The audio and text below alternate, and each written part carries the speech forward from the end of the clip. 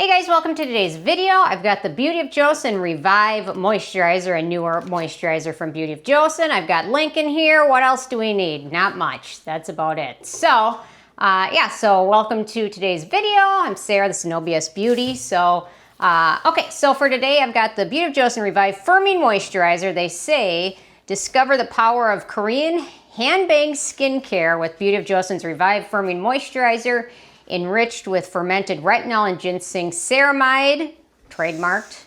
The anti-aging facial cream strengthens your skin barrier and improves skin elasticity for a smooth and plump look, deeply nourishing the skin. Ingredients like Camellia, Japonica, and macadamia seed oils intensively hydrate skin. And I've got some interesting kind of thoughts and opinions on this one.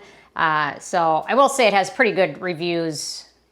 So those are always something good. Mine might not be as good as some of those. So, okay, my first criteria is packaging. We've got squeeze tube packaging. I like the packaging, no issues with it. Plastic squeeze tube, very easy to travel with if you like to travel. So those are nice. I much prefer that instead of traveling with a giant glass jar.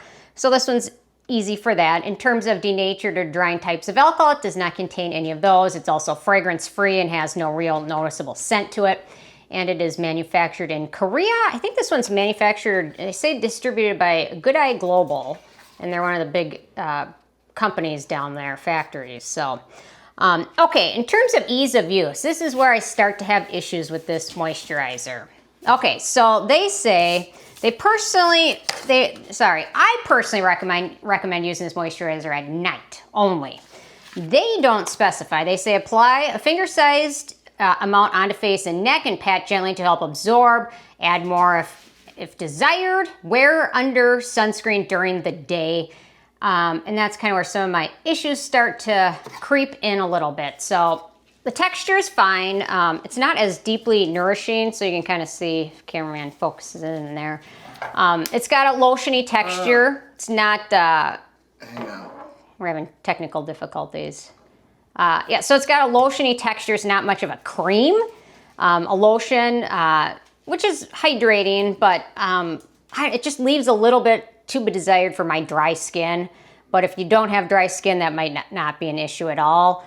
But, okay, so when it comes to using this, I personally recommend you use this in your evening routine due to the inclusion of retinol in this product. Retinol, I'm actually surprised to see Beauty of Joseon not noting this in their directions. The retinol typically is not an ingredient I typically recommend to use during the daytime. Retinol can break down exposure to sunlight, and it can also make your skin more sensitive to UV rays. Because of that, you certainly want to use sunscreen in your morning routine no matter what. But if you're using retinoids, other things like exfoliants, you definitely want to make sure you're using sunscreen because it can make your skin more sensitive to the sun damage. I just don't recommend using any retinoids in the daytime. There's just focus on antioxidants and good ingredients that protect your skin. Like I could think of like ascorbic acid or pycnogenol, or there's other antioxidants that can protect your skin during your daytime routine. That's what I recommend using in your morning routine, focusing on that, protecting your skin. I focus on repairing it, reviving it, all of that at night. That's my preference, that's my recommendation. I just don't recommend using retinoids or retinol during the daytime. There's just no reason to. There's a lot of other ingredients that you can use during your daytime routine that'll actually be good for you, as opposed to retinol. It should just be used at night. That's just my personal take. I'm not a fan of them not really mentioning retinol. Shouldn't probably be used during the daytime. I'm just not a fan of any of that. So, okay, so that's what I dislike about it. It's a lotion texture. It's lightweight. It doesn't feel super plumping, but lightly hydrating. Soaks in pretty quickly. Once it soaks in, you can see it kind of sets to a kind of a natural finish. So no issues with that. It's difficult to apply in a thick layer, but it works well with other hydrating products in my evening routine. Although it probably has a very, very small amount of retinol, but retinol at nighttime, unless you have something else complicated going on with your routine, that's just, so I disliked that personally. Okay, so in terms of animal testing, this is cruelty-free, so no issues with that. In terms of antioxidants and beneficial ingredients, we've got hydroxyethyl urea, which is a humectant similar to glycerin that's not as tacky or sticky. We have palm kernel oil, which is a good emollient, and palm oil, which is an emollient. Squalane, antioxidant, skin identical ingredient. Jojoba esters, emollient and soothing. We've got that Camellia Japonica extract, which is a good emollient, or oil. We've got Elantin for soothing, cocoa extract, antioxidant, macadamia nut oil. Then we've got sodium hyaluronate, which is a humectant. Then we've got the ceramides and phytosphingosine, which are also barrier repairing ingredients and skin identical ingredients. We've got retinol, which is a gold standard anti-aging and actually anti-acne ingredient. It helps fight wrinkles, helps fight breakouts, helps with skin renewal and all wrinkles and all of that. So it's a great ingredient.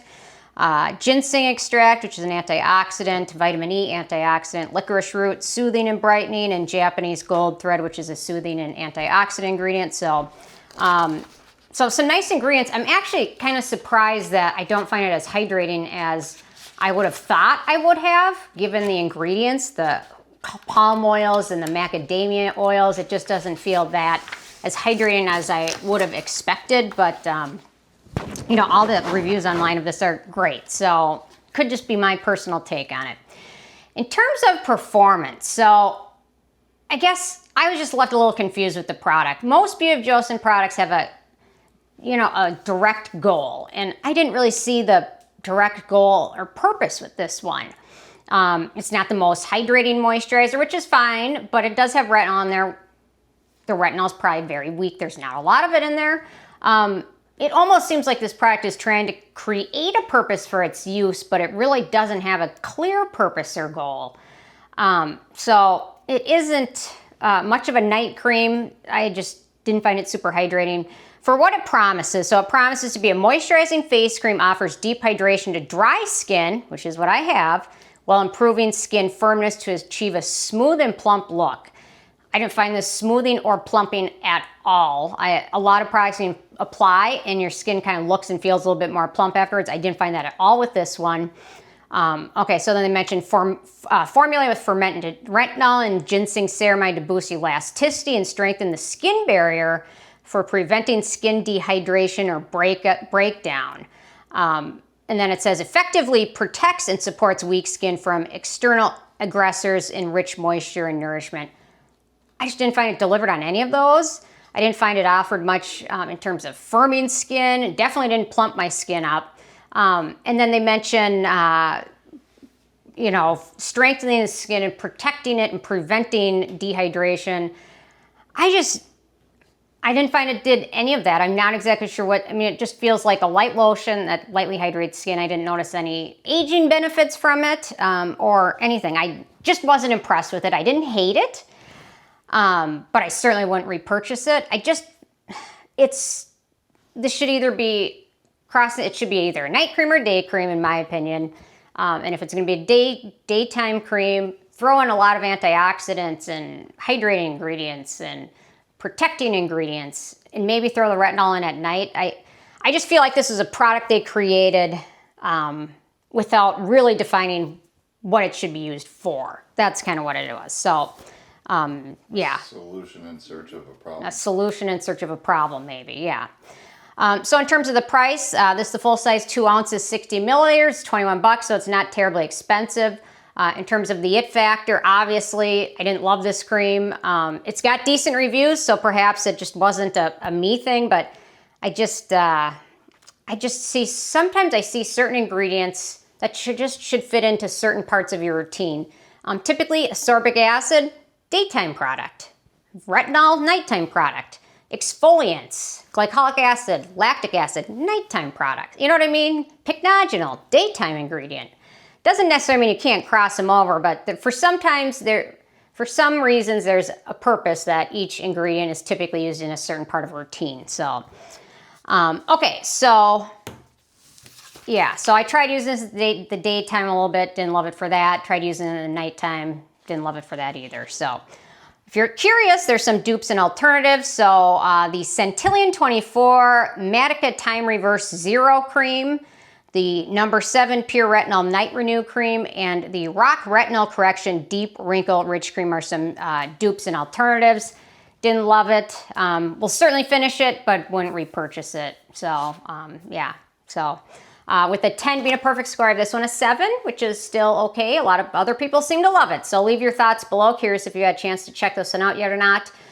Thanks so much. I will see you guys more tomorrow. Okay, bye guys.